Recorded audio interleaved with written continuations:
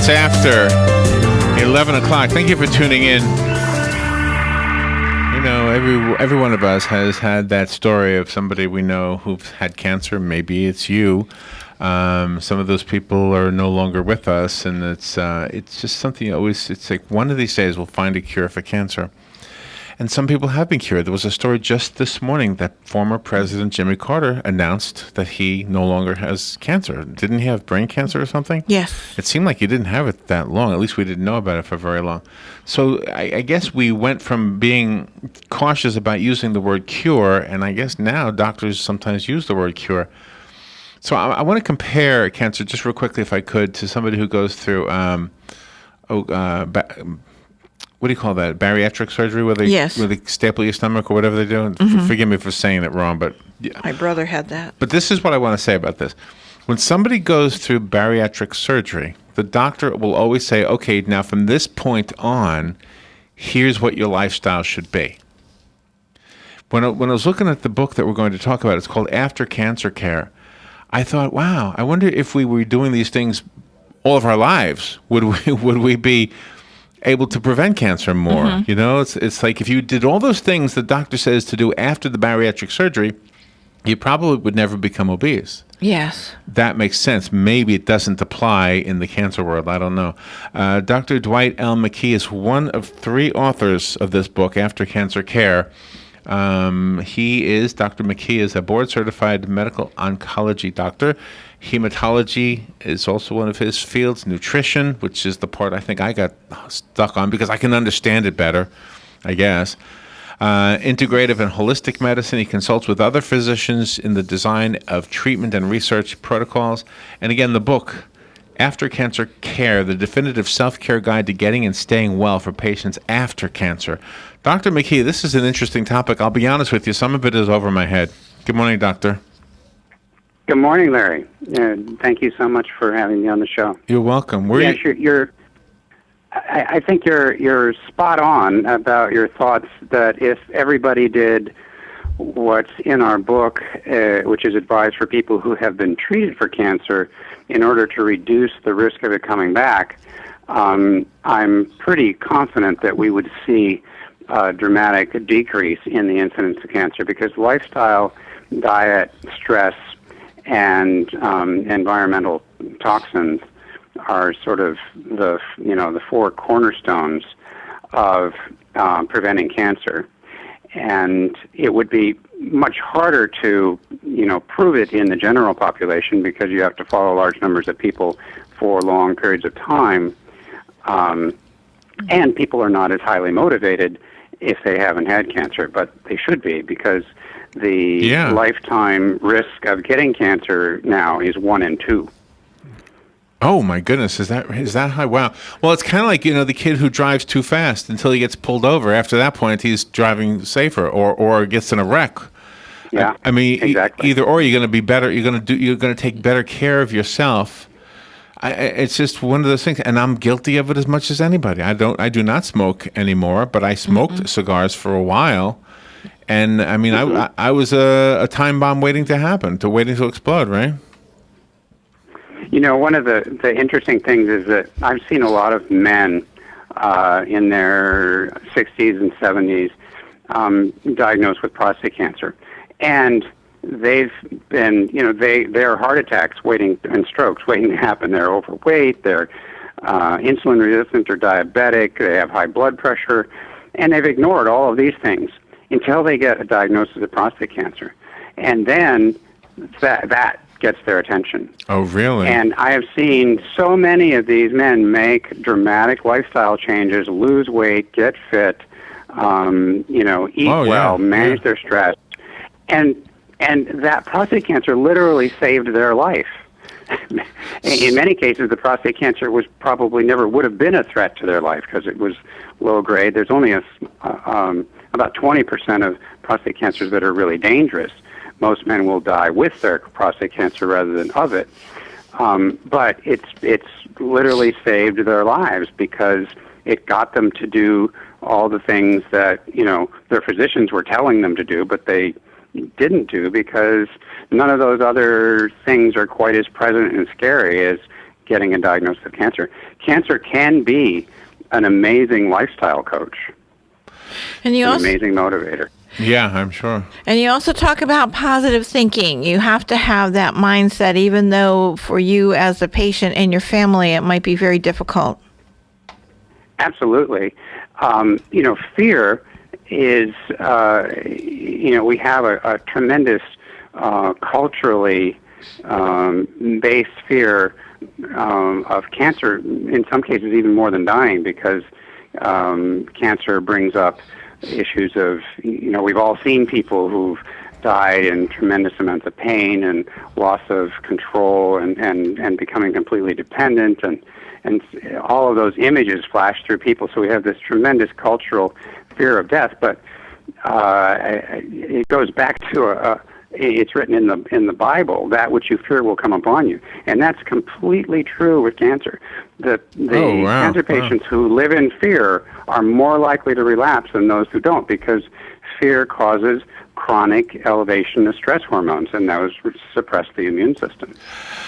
Could the book have been titled How to Take Care of Yourself So You Don't Get Cancer? Could that title have been? I mean, in other words, could I buy this book?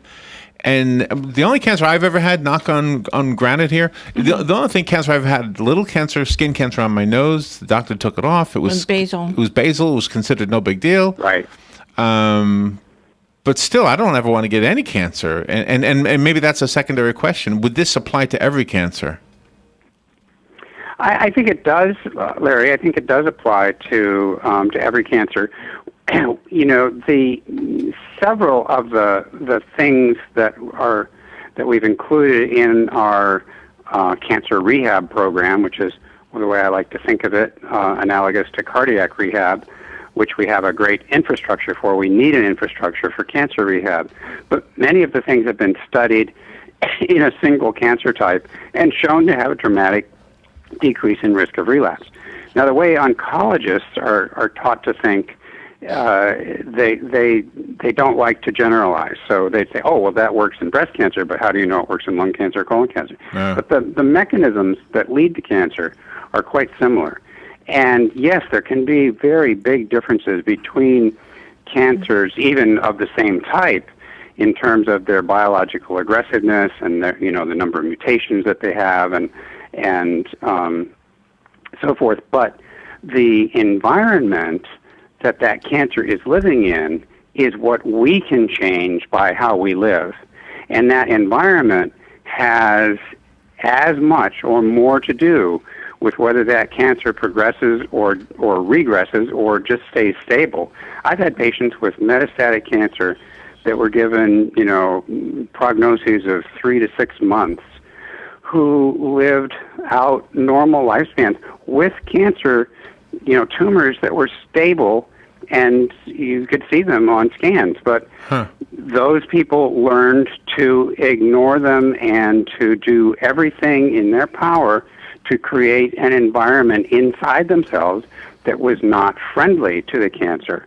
And so they reached a balance. So they lived with cancer for many, many decades. That's also possible. All right. So this is just a layperson. In fact, I'm not even a layperson. I'm just a radio host. So okay.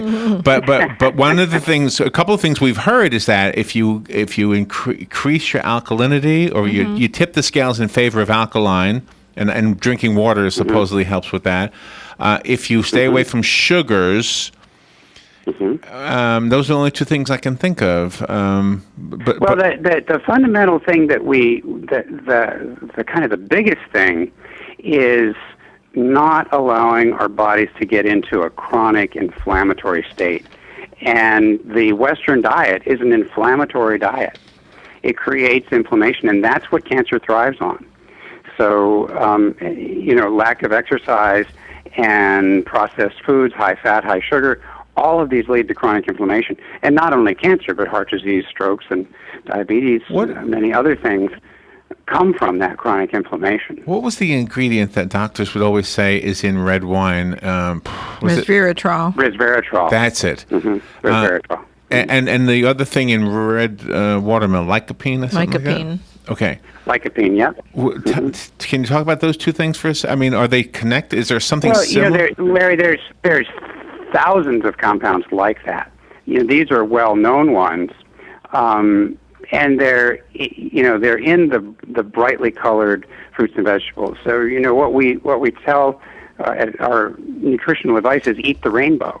Colors are a key to the carotenoids, which can be orange or yellow or red, like lycopene, which you find in watermelon and guava.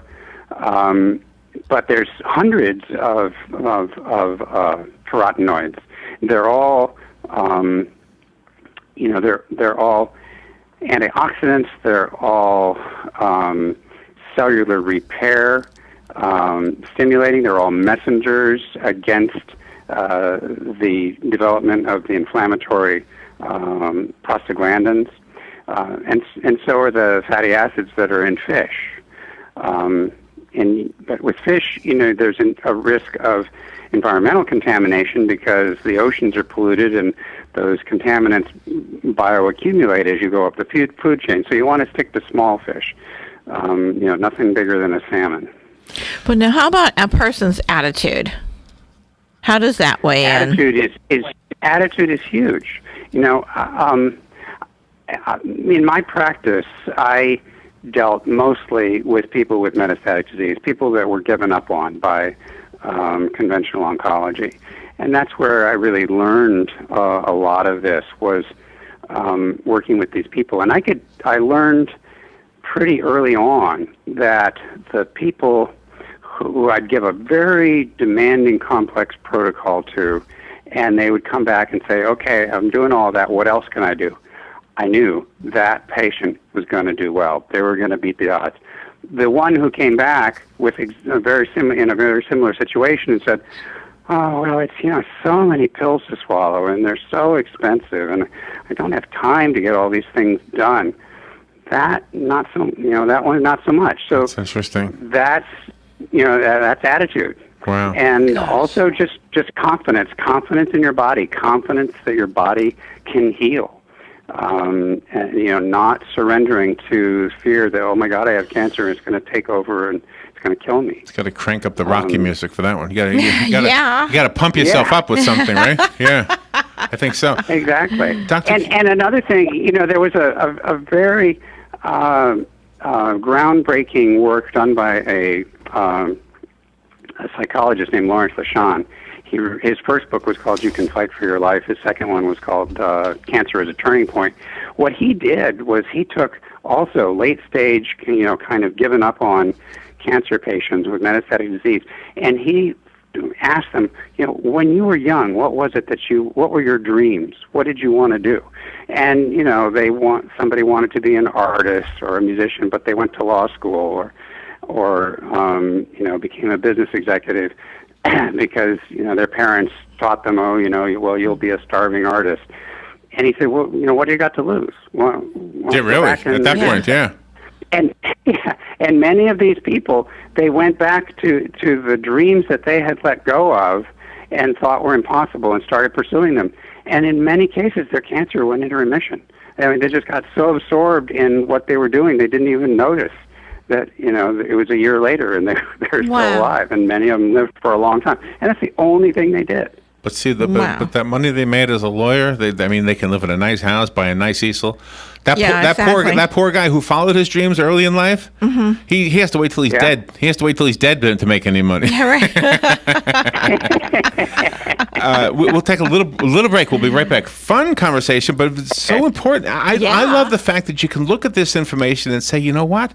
You can do these things right now. You don't have to wait till after you have cancer. The book is called After Cancer Care, though, so I know we have listeners that can... You could title it what you suggested, Larry, absolutely. Just wouldn't have been as catchy. But we'll take a break. We'll be right back. If I can push the right button. There we go. The weather is brought to you by myfwc.com. Safe boating is no accident. For today, plenty of clouds, a few sunny breaks, the high 71 to 75. Partial clearing tonight with lows ranging from the upper 40s well inland to the upper 50s along the coast. Tomorrow, partly sunny, a nicer day overall, the high 73 to 77. On Wednesday, sunshine and some clouds, the high 74 to 78. From the Florida Weather Center, I'm meteorologist Joe Lundberg.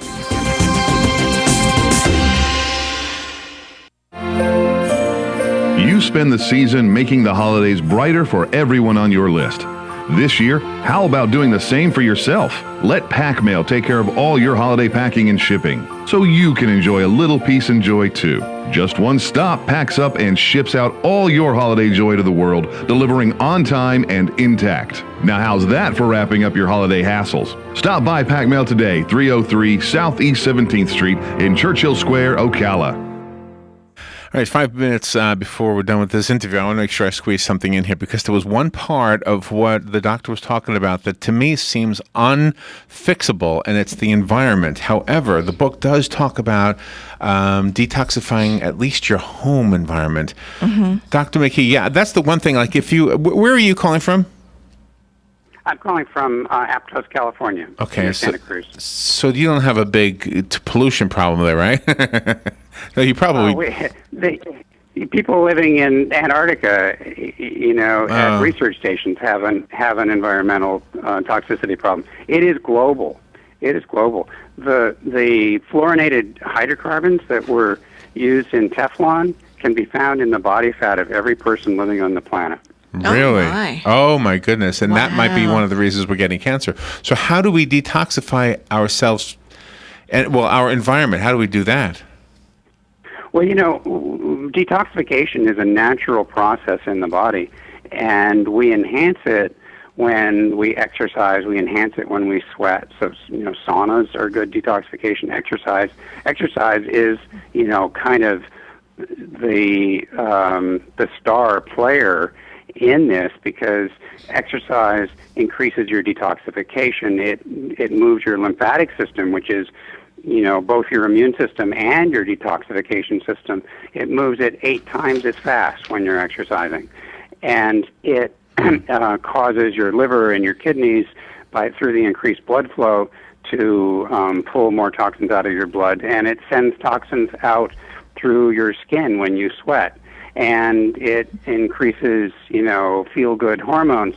We used to think that it was the endorphins that cause, what we call the runner's high, or that good feeling that you get after exercise. We now have evidence that it's really the endocannabinoid system that is responsible for this effect, and that system isn't really even taught yet in medical school, probably because it has the word cannabinoid in it, and cannabis has been in prohibition for 70 years. It's actually turning out to, it may turn out to be one of the better cancer-fighting herbs.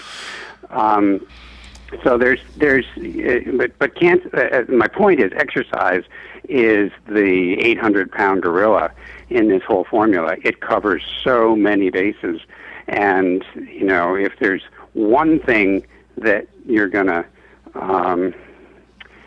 walk away from that book and really do, exercise would be the biggest player, I think, followed by nutrition. But getting back to your question about the environment, there's so many environmental toxins that we can avoid just by our personal choices. If we drink water out of glass and stainless steel containers rather than soft plastic, we avoid a lot of bisphenol A, BPA, which is functions as an endocrine disruptor. Wow. It interferes with the signaling in our endocrine system. It also doubles the insulin response to the same amount of carbohydrate load. And we know that insulin can be a driver of cancer. We know that diabetics get cancer at a higher rate. Doctor, before we run out of time, let me get some information so people can buy the book. By the way, I have a copy of the book. If you want the copy I have, call me. I'll take a caller at random and give it away. The rest of us have to go buy it. It's called After Cancer Care. By the way, 3 doctors. I'm going to let Dr. McKee pronounce the other names. Gerald?